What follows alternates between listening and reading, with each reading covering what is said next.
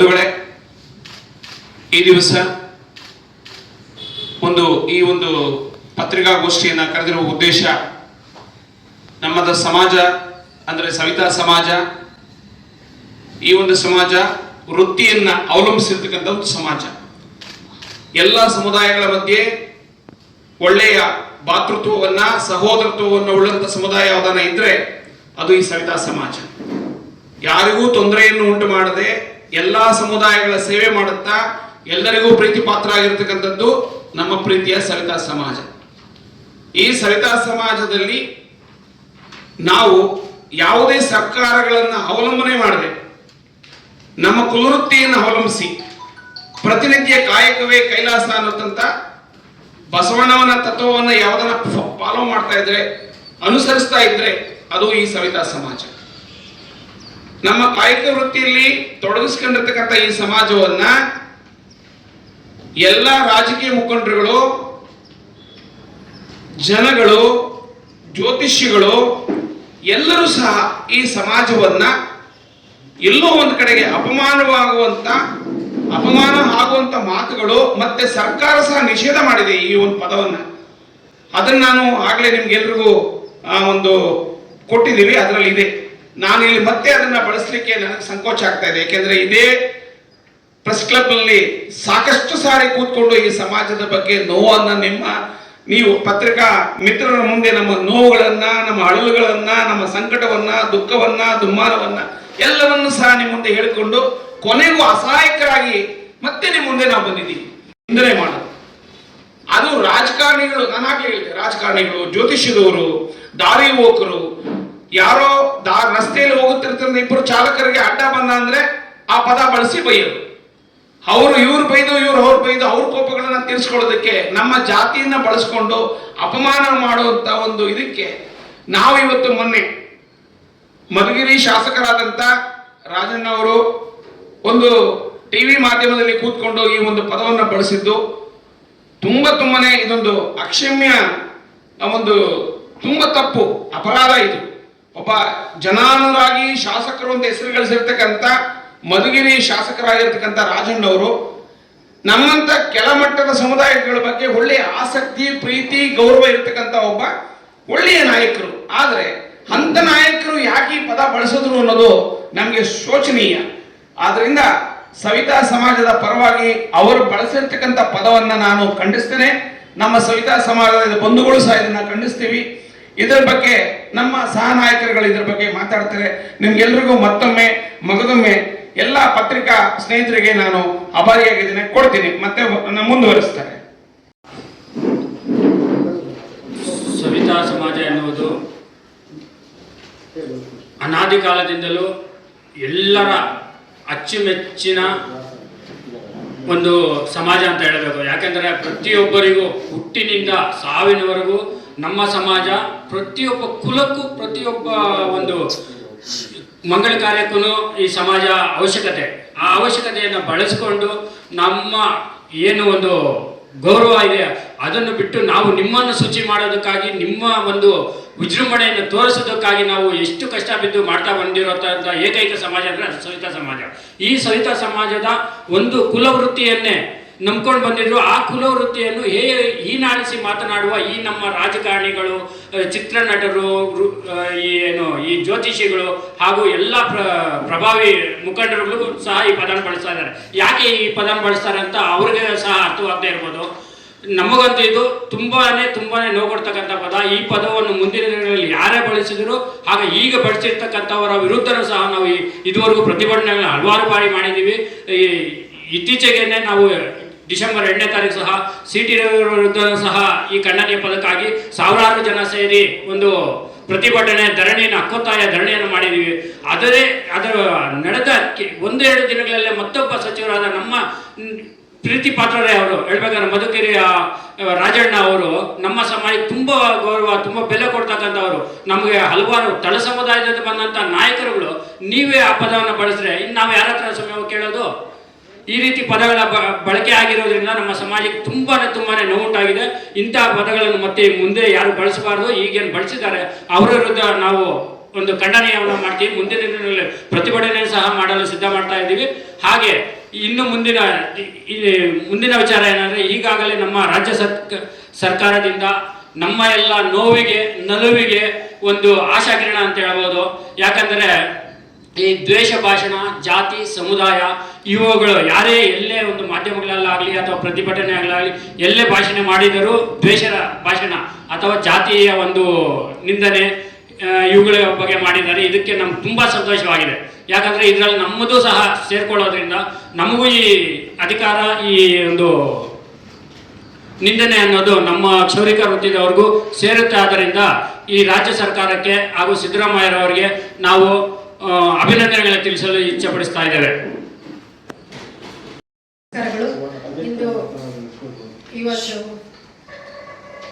ದಿನ ನಾವೆಲ್ಲ ಇಲ್ಲಿ ಸೇರಿರೋದು ನಮ್ಮ ಸವಿತಾ ಸಮಾಜದ ಜಾತಿ ನಿಂದನೆ ಪದವನ್ನು ವಿರೋಧಿಸಿ ಮತ್ತು ಕರ್ನಾಟಕ ಸರ್ಕಾರದ ಸನ್ಮಾನ್ಯ ಸಿದ್ದರಾಮಯ್ಯ ಅವರಿಗೆ ನಮ್ಮ ಸಮಾಜದ ವತಿಯಿಂದ ಅವರಿಗೆ ಅಭಿನಂದನೆಗಳನ್ನು ಸಲ್ಲಿಸುವ ನಿಟ್ಟಿನಲ್ಲಿ ಈ ಒಂದು ದೃಶ್ಯ ಮಾಧ್ಯಮ ಮತ್ತು ಪ್ರೆಸ್ ಮೀಟನ್ನು ನಾವು ಕರೆದಿದ್ದೀವಿ. ಈ ದಿನ ನಮ್ಮ ಆತ್ಮೀಯ ಸಹೋದರರು ತಿಳಿಸಿದಂತೆ ನಮ್ಮ ಒಂದು ಸಮಾಜಕ್ಕೆ ಒಂದು ಶಾಪ ಅಂತ ಹೇಳ್ಬೋದು. ಜಾತಿ ನಿಂದನೆ ಪದವನ್ನು ಗೆಜೆಟಿಂದ ತೆಗೆದಾಕಿದ್ರೂ ಕೂಡ ಇಲ್ಲಿಯವರೆಗೂ ನಮ್ಮನ್ನು ಆ ಒಂದು ಪದವನ್ನು ಉಪಯೋಗಿಸಿ ಬೈಯೋದಿಕ್ಕೆ ಉಪಯೋಗಿಸ್ತಾರಲ್ವ, ಅದು ನಮಗೆ ತುಂಬ ನೋವನ್ನು ಉಂಟು ಮಾಡ್ತಾ ಇದೆ. ಒಂದು ಬೈಯೋದಿಕ್ಕೆ ಉಪಯೋಗಿಸೋದ್ರಿಂದ ನಮಗೆ ನಮ್ಮ ಸಮಾಜಕ್ಕೆ ತುಂಬಾ ನೋವಾಗುವಂತಹ ವಿಷಯ.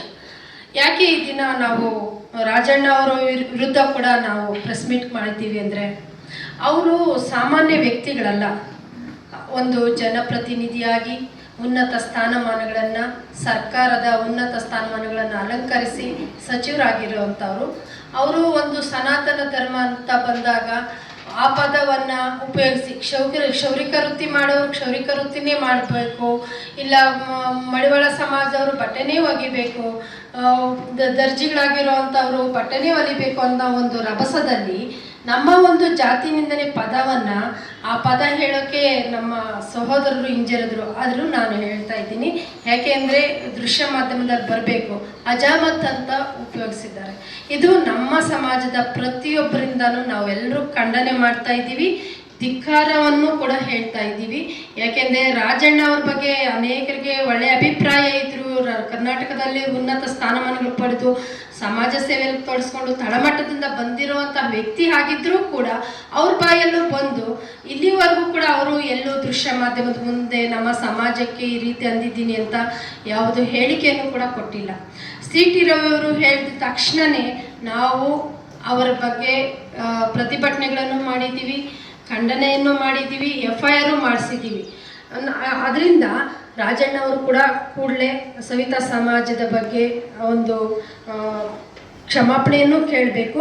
ಹಾಗೆ ಮುಂದಿನ ದಿನಗಳಲ್ಲಿ ಈ ಥರ ಆಗಬಾರ್ದು ಅಂತ ಅವರೇ ಒಂದು ದೃಶ್ಯ ಮಾಧ್ಯಮದಲ್ಲಿ ಹೇಳಬೇಕು ಅಂತ ನಮ್ಮ ಹಕ್ಕೊತ್ತಾಯ. ಯಾಕೆ ಅಂದರೆ ಮಾತ್ರ ಈ ಸಮುದಾಯ ಬೇಕು. ಇವರು ಮಾಂಗಲ್ಯ ಭಾಗ್ಯ ಗಟ್ಟಿಯಾಗಿರೋದಕ್ಕೆ ನಮ್ಮ ಗಟ್ಟಿ ಮೇಳ ಬೇಕು. ಆದರೆ ನಾವು ಮಾತ್ರ ಸಮುದಾಯದಲ್ಲಿ ಗಟ್ಟಿಯಾಗಿರಬಾರ್ದು, ನಾವು ಪೊಳ್ಳೆದ್ದೋಗ್ಬೇಕು. ಯಾವ ರೀತಿ ಇದು? ನಾವು ಗಟ್ಟಿಯಾಗಿರ್ಬೇಕು ಅಂದ್ರೆ, ನಮ್ಮ ಸಮುದಾಯವನ್ನ ಮೇಲಕ್ಕೆ ತರಬೇಕು ಅಂದ್ರೆ ಸರ್ಕಾರಕ್ಕೆ ನಾವೇನು ಪ್ರತಿದಿನ ಅರ್ಜಿ ಹಾಕೊಡ್ತಾ ಇಲ್ಲ. ರಾಜಕಾರಣಿಗಳೇ, ಮಂತ್ರಿ ಮಹೋದಯರೇ, ಈ ಸವಿತಾ ಸಮಾಜವನ್ನ ಕೈ ಹಿಡ್ಕೊಂಡು ನಡೆಸ್ರಿ ಅಂತ ನಾವು ಯಾವತ್ತೂ ನಿಮ್ಮನ್ನು ಕೇಳ್ಕೊಂಡಿಲ್ಲ. ಆದರೆ ಈ ಸಮಾಜವನ್ನ ತುಚ್ಛವಾಗಿ ಮಾತಾಡ್ತಿರೋರ ಬಗ್ಗೆ ಒಂದು ಕಾನೂನನ್ನು ತನ್ನಿ ಅಂತ ಕೇಳ್ಕೊಂಡಿದೀವಿ ಅಷ್ಟೇ. ನಾವು ನಿಮ್ಮ ಮನೆ ಮುಂದೆ ಬಂದು ಎಲ್ಲ ರಾಜಕಾರಣಿಗಳಿಗೂ ನಾನು ಹೇಳೋದಿಷ್ಟೇ, ಭಿಕ್ಷಾ ಪಾತ್ರ ಇಟ್ಕೊಂಡು ನಿಮ್ಮ ಮನೆ ಮುಂದೆ ಬಂದಿಲ್ಲ. ನಾವು ಹಕ್ಕು ಒತ್ತಾಯ ಮಾಡ್ತಾ ಇದ್ದೀವಿ. ಏನಂತ? ನಿಂದನೆ ಮಾಡಬೇಡಿ, ಸರ್ವ ರೀತಿಯೂ ನಮಗೆ ಬಾಳೋದಕ್ಕೆ ಅವಕಾಶ ಮಾಡಿಕೊಡಿ. ಈ ಭರತ ಭೂಮಿಯಲ್ಲಿ, ಭರತ ವರ್ಷದಲ್ಲಿ, ಭರತ ಖಂಡದಲ್ಲಿ ನಮಗೂ ಸಹ ಹಕ್ಕಿದೆ. ಹಕ್ಕನ್ನ ನೀವು ಬರೀ ಮತ ಪಡೆಯೋದಕ್ಕೆ ಮಾತ್ರ ಬಳಸ್ಕೊಂತಿದ್ದೀರಿ, ಆದ್ರೆ ಬದುಕೋದಕ್ಕೆ ಹಕ್ಕು ಕೊಡಿ ಸ್ವಾಮಿ. ಈ ಸವಿತಾ ಸಮಾಜದಲ್ಲಿ ಯಾವುದೇ ರಾಜಕಾರಣಿಗಳಿಗೆ ನಮಗೆ ರಾಜಕೀಯದಲ್ಲಿ ಪ್ರಭುತ್ವ ಇಲ್ಲ. ನಾವು ಇದುವರೆಗೂ ಸಹ ಒಬ್ಬ MLA ಸೃಷ್ಟಿ ಮಾಡಕ್ಕಾಗಿಲ್ಲ. MLC ಅನ್ನೋರು ಇದ್ದಾರೆ, ಎಲ್ಲ ಇದ್ದಾರೆ. ಆದರೆ ಸಮುದಾಯ ಅಂತ ಬಂದಾಗ, ಜಾತಿ ಅಂತ ಬಂದಾಗ, ಕುಲವೃತ್ತಿ ಅಂತ ಬಂದಾಗ ಬಾಯಿ ಹೊಲ್ಕೊಂಡ್ಬಿಡ್ತಾರೆ. ಯಾಕೆ ಅಂತ ಹೇಳಿದ್ರೆ ಸಮುದಾಯದ ಪರವಾಗಿ ಏನಾದರೂ ಮಾತಾಡ್ಬಿಟ್ರೆ ಮುಂದೆ ನಿಮ್ಮ ರಾಜಕೀಯ ಭವಿಷ್ಯ ಹಡ್ಡಡ್ಡ ಮಲ್ಕೊಂಡ್ಬಿಡುತ್ತೆ ಅನ್ನೋ ಭಯ ಇದೆ. ನಾನು ಯಾರ ಹೆಸರು ಹೇಳಕ್ ಹೋಗಲ್ಲ. ಆದ್ರಿಂದ ಮಂತ್ರಿ ಮಹೋದಯರಲ್ಲಿ ಘನವೆತ್ತ ಸರ್ಕಾರದ ಮುಖ್ಯಮಂತ್ರಿಗಳಾದಂತಹ ಸಿದ್ದರಾಮಯ್ಯನವರೇ, ನೀವೊಬ್ರು ಹಿಂದುಳಿದ ವರ್ಗದಿಂದ ಬಂದಿರೋರಾದ್ರಿಂದ ನಮ್ಮನ್ನು ಸಹ ಒಬ್ಬ ಅಣ್ಣ ತಮ್ಮಂದಿರುಗಳು ಅಂತ ಪರಿಗಣಿಸಿ ಈ ಸವಿತಾ ಸಮಾಜವನ್ನ ಒಬ್ಬ ಅಣ್ಣ ತಮ್ಮಂದಿರು ಅಂತ ಪರಿಗಣಿಸಿ ನಮಗಾಗ್ತಿರುವಂತ ನೋವು ಮತ್ತೆ ದುಃಖ ದುಮ್ಮಾನ ಇವುಗಳನ್ನೆಲ್ಲವನ್ನ ಪರಿಹರಿಸುವಂತ ಮುಕ್ಕೋಟಿ ನಮಸ್ಕಾರಗಳನ್ನ ಹಾಕಿ ಈ ಸಮುದಾಯಕ್ಕೆ ಆಗ್ತಿರುವಂತ ಅಪಮಾನವನ್ನ ದಯವಿಟ್ಟು ದಮನ ಮಾಡಬೇಕು ಅಂತ ಹೇಳಿ ನಿಮ್ಮಲ್ಲಿ ಕಳಕಳಿಯ ಪ್ರಾರ್ಥನೆ ಮಾಡ್ತೇನೆ. ಪತ್ರಿಕಾ ಮಿತ್ರರಿಗೆ ನಮಸ್ಕಾರ ಹೇಳ್ತಾ ಬಂದು ಇವತ್ತು ಎಲ್ಲ ನೋಡ್ತಾ ಇದ್ದೀರಿ. ನಾವು ಸಹ ಪ್ರತಿ ಸಲ ನಾವು ಪ್ರೆಸ್ ಮೀಟ್ ಮಾಡ್ತಾನೆ ಇದ್ದೀವಿ. ಈ ವಿಚಾರಗಳನ್ನು ತಮ್ಮ ಸಮ್ಮುಖದಲ್ಲಿ ತಿಳಿಸ್ತಾ ಇದ್ದೀವಿ. ಜಾತಿ ನಿಂದನೆ ಅನ್ನುವಂಥದ್ದು ವ್ಯಕ್ತಿಗತವಾಗಿ ಪ್ರತಿನಿತ್ಯ ಇವಾಗ ತುಂಬ ಜನ ಬಳಕೆ ಮಾಡ್ತಾ ಇದ್ದಾರೆ. ಅದು ನೋವಾಗ್ತಾ ಇದೆ. ಏನಾಗ್ತದೆ ಅಂದರೆ ಜನಕ್ಕೂ ಇವಾಗ ನಮ್ಮ ಒಂದು ಅನುಮಾನ ಸ್ಟಾರ್ಟ್ ಆಗ್ತಾ ಇದೆ. ಯಾಕಂದರೆ ಕೆಲವಾರು ಜನಕ್ಕೆ ನಮ್ಮ ಒಂದು ಸವಿತಾ ಸಮಾಜದವ್ರನ್ನ ಮತ್ತು ಈ ಕ್ಷೌರಿಕ ವೃತ್ತಿ ಮಾಡುವಂಥವ್ರನ್ನ ಯಾವ ರೀತಿ ಸಂಬೋಧಿಸ್ತಾರೆ ಅಂತೇಳಿ ನಮ್ಮ ಜನಪ್ರತಿನಿಧಿಗಳಿಗೆ ಅರ್ಥ ಆಗ್ತಾ ಇಲ್ವಾ ಅನ್ನೋಂಥದ್ದು ನನಗೆ ಒಂದು ಡೌಟ್ ಆಗ್ತಾ ಇದೆ. ಕಾರಣ ಯಾಕಂದರೆ ಅವರು ಮೊನ್ನೆ ರಾಜಣ್ಣ ಅವರು ಪ್ರಸ್ತಾಪ ಮಾಡ್ತಾರೆ, ಅದರಲ್ಲಿ ಹೇಳ್ತಾರೆ ಅವರು, ಅಂದರೆ ಅವರು ಉದ್ದೇಶ ಅದಲ್ಲ, ಅಂದರೆ ಬಳಕೆ ಮಾಡುವಂಥ ಸಂದರ್ಭದಲ್ಲಿ ಈ ಒಂದು ಪದವನ್ನು ಬಳಕೆ ಮಾಡ್ತಾರೆ, ಜಾತಿ ನಿಂದನೆ ಪದವನ್ನು ಬಳಕೆ ಮಾಡಿ ಮಾತಾಡ್ತಾರೆ. ಅದು ನಮಗೆ ಸ್ವಲ್ಪ ನೋವಾಗ್ತದೆ ಅದೆಲ್ಲ ವಿಚಾರದಲ್ಲಿ. ಹೀಗೆ ಎಲ್ಲ ಅದೇ ಹೇಳಿದಾಗೆ ಪ್ರತಿನಿತ್ಯ ಜನಪ್ರತಿನಿಧಿಗಳು, ಜ್ಯೋತಿಷಿಗಳು, ಸಿನಿಮಾ ನಟರು ಪ್ರತಿದಿನ ಇದು ನಡೀತಾನೆ ಇರ್ತದೆ. ಮತ್ತು ದಾರಿ ಹೋಕರು ಮತ್ತು ಗಾಡೀಲಿ ಓಡಾಡೋಂಥವ್ರು ಇದೆಲ್ಲ ನಿರಂತರವಾಗಿ ನಡೀತಾ ಇರೋದ್ರಿಂದ ನಮಗಿದು ನಮ್ಮ ಸ್ವಾಭಿಮಾನಕ್ಕೆ ತುಂಬ ಧಕ್ಕೆ ಆಗ್ತಾ ಇದೆ. ಇದನ್ನು ಆದಷ್ಟು ನಾವು ನಮ್ಮ ಸರ್ಕಾರಕ್ಕೆ ಈಗಾಗಲೇ ನಾವು ಸಹ 2ನೇ ತಾರೀಕು ಧರಣಿಗಳನ್ನು ಮಾಡಿದ್ವಿ. ಲಾಸ್ಟ್ ಟೈಮ್ ಒಬ್ಬ ಸಿಟಿ ರವಿಯು ಸಹ ನಮ್ಮ ಒಂದು ಜಾತಿ ನಿಂದನೆ ಪದವನ್ನು ಬಳಕೆ ಮಾಡಿದರು. ಅವರ ವಿರುದ್ಧವಾಗಿ ನಾವೆಲ್ಲ ಅವತ್ತು ಪ್ರತಿಭಟನೆ ಮಾಡಿ ಧರಣಿ ಮಾಡಿ ಸರ್ಕಾರಕ್ಕೆ ನಾವು ಅದು ಹಕ್ಕೊತ್ತಾಯ ಮಾಡಿದ್ವಿ. ನಮ್ಮ ಒಂದು ಮನವಿಯನ್ನು ಪುರಸ್ಕರಿಸಿ ನಮಗೂ ಸಹ ಸ್ವಾಭಿಮಾನದಿಂದ ಬದುಕಲಿಕ್ಕೆ ಅವಕಾಶ ಮಾಡಿಕೊಡಿ. ಇವತ್ತು ಸಮಬಾಳು ಪಾಲು ಅನ್ನುವಂಥ ನಿರ್ಧಾರದಲ್ಲಿ ತಾವೆಲ್ಲರೂ ಸರ್ಕಾರದಲ್ಲಿ ಹೇಳ್ತೀರಿ. ಇದನ್ನು ಸಹ ನಮಗೆ ಮೊದಲು, ಯಾಕಂದರೆ ನಮ್ಗೆ ಏನೇ ಇಲ್ಲ ಅಂದ್ರೆ ಒಂದು ಸ್ವಾಭಿಮಾನ ಬೇಕು. ನಮಗೆ ಸಮಾಜದಲ್ಲಿ ಬದುಕಬೇಕು ಅಂದಾಗ ನಮಗೊಂದು ಮಾನ್ಯತೆ ಇಲ್ಲ ಅಂದಾಗ ನಮ್ಗೆ ಏನಿದ್ರೂ ಪ್ರಯೋಜನ ಇಲ್ಲ.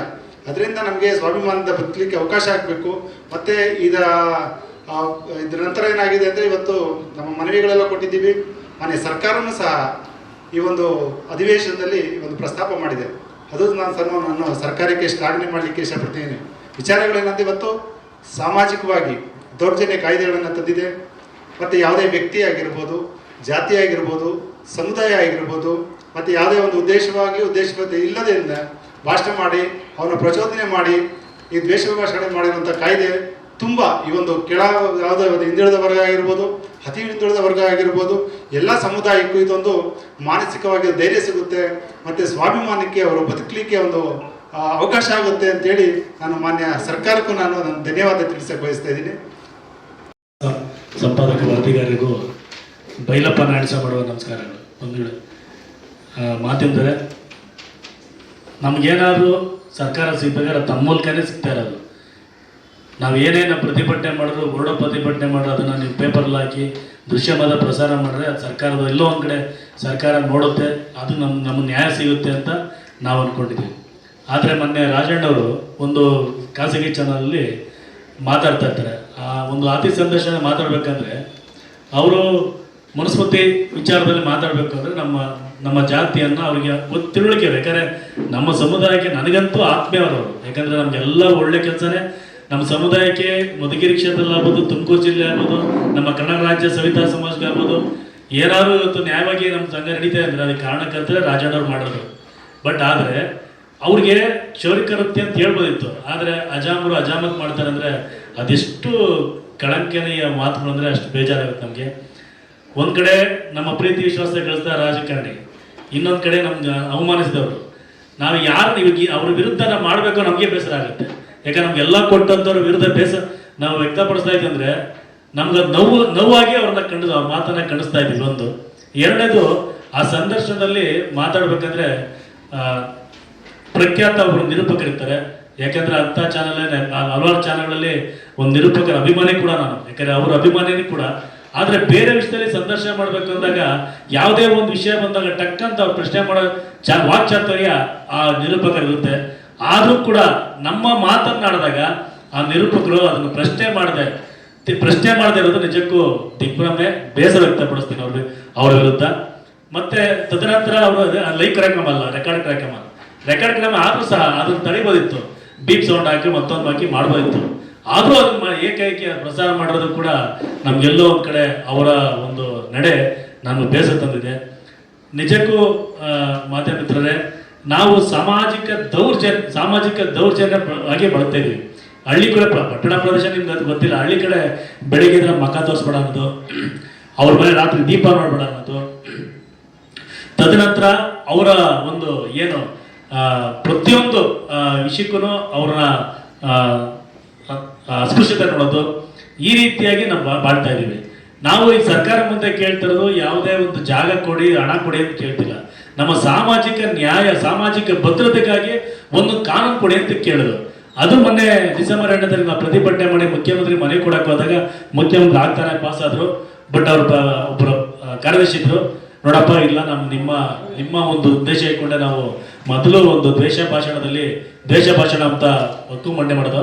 ಅದ್ರ ಜೊತೆಗೆ ಈಗ ಜಾತಿ ಸಮುದಾಯ ಎರಡನ್ನು ಸೇರಿಸಿದ್ದೀವಿ, ನಿಮ್ಮಗಳಿಗೋಸ್ಕರನೇ ಅದನ್ನು ಸೇರಿಸಿದ್ದೀವಿ ಅಂತ ಒಂದು ಮಾತನ್ನ ನಾವು ಮನೆಗೆ ಕೊಟ್ಟಾಗ ಹೇಳಿದ್ರು. ಅದೇ ರೀತಿ ಅವರು ಕರ್ನಾಟಕ ದ್ವೇಷ ಭಾಷಣ ಮತ್ತು ದ್ವೇಷಾಪದ ತಡೆ ವಿಧೇಯಕವನ್ನ ಈಗಾಗಲೇ ವಿಧಾನಸಭೆ ಮಂಡಿಸಾಯಿತು, ಅದು ಅಂಗೀಕಾರ ಆಗಿದೆ. ಇವತ್ತು ವಿಧಾನ ಪರಿಷತ್ ಮಾಡ್ಬೋದು. ಅದಾದ್ಮೇಲೆ ರಾಜ್ಯಪಾಲ ಅಂತ ವಿಧೇಯಕ ಬರುತ್ತೆ. ಈ ವಿಧೇಯಕ ನಾವು ನಂಬ್ಕೊಂಡಿದ್ದೀವಿ, ಇದು ನಮಗೆ ಜಾತಿ ನಿಂದನೆ ಕಾಯ್ದೆಯಾಗಿ ಒಂದು ಜಾರಿಗೊಳ್ಳುತ್ತೆ ಅಂದ್ಕೊಂಡಿದ್ವಿ. ಮತ್ತೆ ಅದ್ರ ಜೊತೆಗೆ ಒಂದು ಬಹಿಷ್ಕಾರ ಕಾಯ್ದೆನೂ ಕೂಡ ನೆನ್ನೆ ಮಾದೇವಪುರ ವಿಧಾನಸಭೆಯಲ್ಲಿ ಮಂಡಿಸಿದರೆ ಅದು ವಿಧೇಯಕ ಅಂಗೀಕಾರವಾಗಿದೆ. ಇವೆಲ್ಲ ಉತ್ತಮವಾದ ಕೆಲಸ ರಾಜ್ಯ ಸರ್ಕಾರ ಮಾಡ್ತಿರೋದು. ಈ ಧ್ವನಿ ಇದ್ದವರಿಗೆ, ಒಂದು ತಳಮಟ್ಟದ ಸಮುದಾಯದವರಿಗೆ ಬಹಿಷ್ಕಾರ ಹಾಕೋ ಒಂದು ಸವರ್ಣ ಒಂದು ನೀತಿಗೆ ಒಂದು ಕಾನೂನನ್ನ ತರ್ತಾ ಇದ್ದಾರೆ. ಅದಕ್ಕೆ ರಾಜ್ಯ ಸರ್ಕಾರ, ನಾವೆಲ್ಲ ಸವಿತಾ ಸಮಾಜ ತುಂಬ ಹೃದಯದಿಂದ ಸ್ವಾಗತ ಮತ್ತು ಅಭಿನಂದಿಸುತ್ತೆ. ಇಂಥ ಕಾನೂನು ಬೇಕಾಗಿತ್ತು. ಯಾಕಂದ್ರೆ ಒಂದು ಸಮುದಾಯವನ್ನ ಈ ನ್ಯಾಯವಾಗಿ ನೋಡೋದು, ಈ ನ್ಯಾಯ ಮಾತಾಡೋದು, ಇದು ಪರಂಪರೆಯಾಗಿ ಬಂದಿತ್ತು. ಅದಕ್ಕೆ ಒಂದು ಕಡಿವಾಣ ಹಾಕೋದಕ್ಕೆ ಮಾನ್ಯ ಹಿಂದುಳಿದ ಅಧಿಕಾರ ಸಿದ್ದರಾಮಯ್ಯವರು ಒಂದು ಕಡಿವಾಣಕ್ಕೆ ಮುನ್ನುಡಿ ಬರೆದಿದ್ದಾರೆ. ಅದು ನಿಜಕ್ಕೂ ಈ ಅದರಲ್ಲಿ ಒಂದು ಕೆಲವೊಂದು ವ್ಯಾಖ್ಯಾನ ಸರಿ ಬರೆದಿಲ್ಲ. ಆ ಕಾಯ್ದೆಯಲ್ಲಿ ಬರೀ 5 ಪೇಜ್ ಮಾತ್ರ ಇದೆ ವ್ಯಾಖ್ಯಾನ. ಆ ವ್ಯಾಖ್ಯಾನ ಇನ್ನೂ ಹಲವಾರು ರೀತಿಯಲ್ಲಿ ವ್ಯಾಖ್ಯಾನ ಬರೆದು ಒಂದು ಕಾನೂನು ತಂದ್ರೆ ನಮ್ಮಂತ ತಳ ಸಮುದಾಯಕ್ಕೆ ಅನುಕೂಲ ಆಗುತ್ತೆ ಅಂತ ಹೇಳಿ ನನ್ನ ಮಾತನ್ನ ಮುಗಿಸ್ತೇನೆ.